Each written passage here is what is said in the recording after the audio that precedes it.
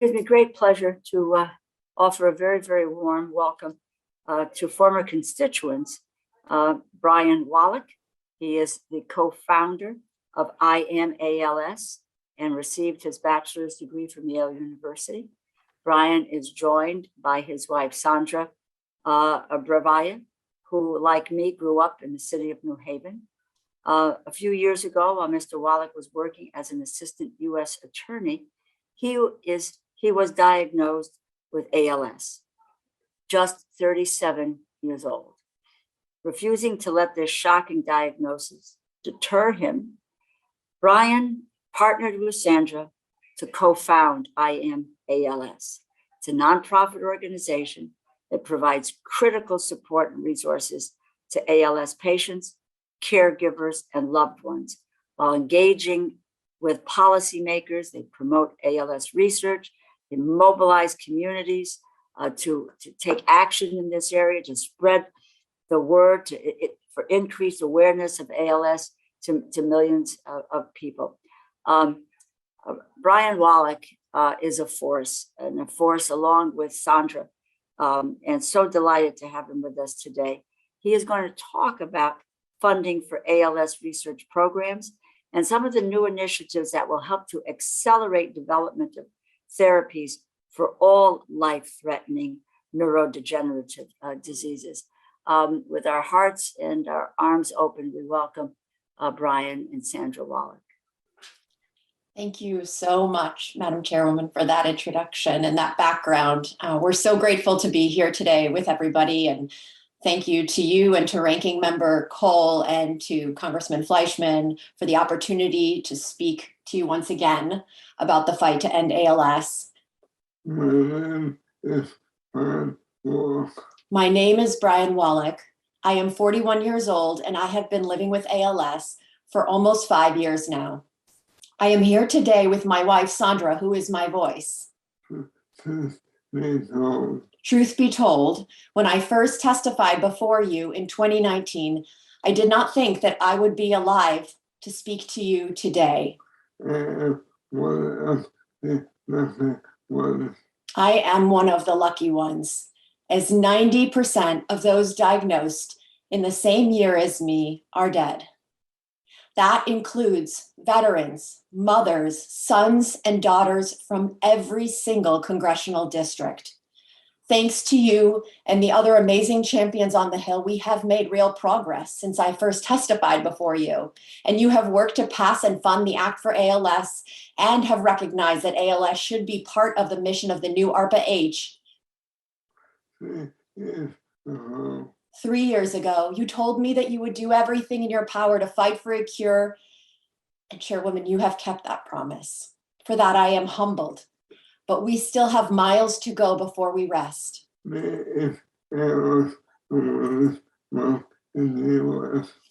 is ALS Awareness Month in the US.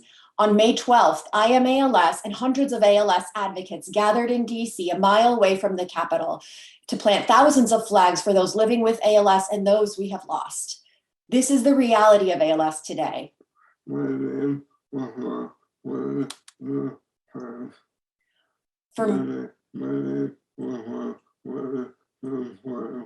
name was on one of those flags.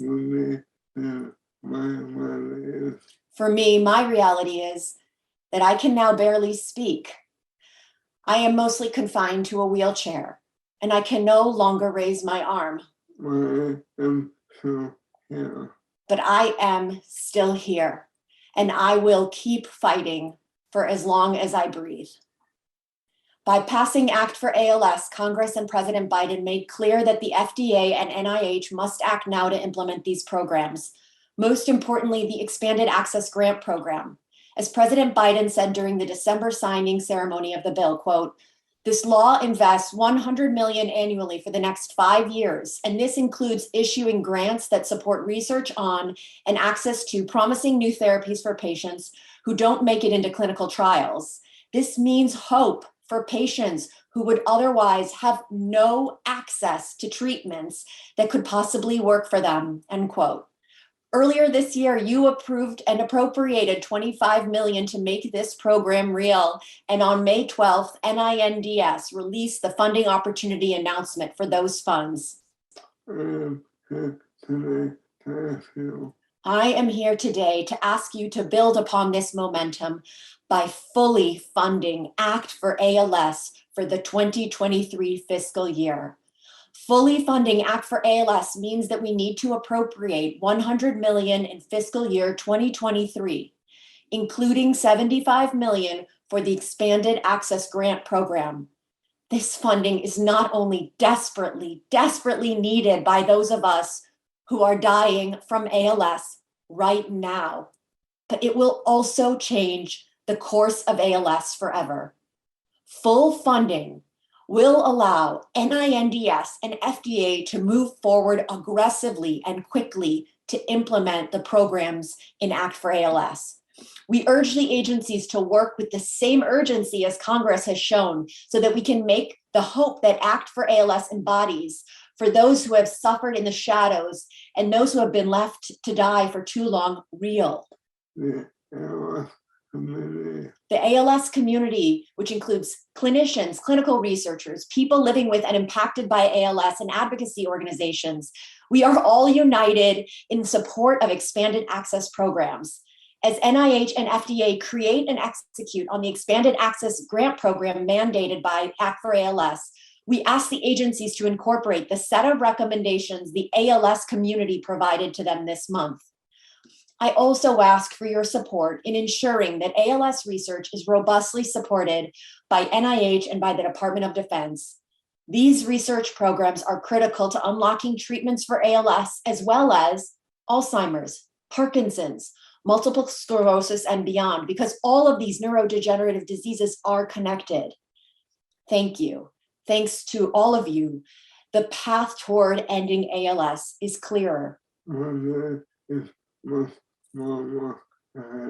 there is much more work ahead. On behalf of the ALS community, thank you.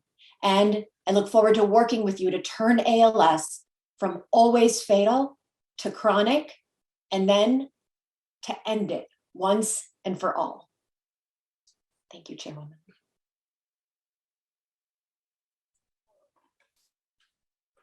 To you, Brian, and to Sandra, you both always are such a great inspiration to all of us. And Congressman Cole will comment, Congressman Fleischman, and other members of the committee, even though they may not be present, but your efforts are beyond inspirational. That is not adequate.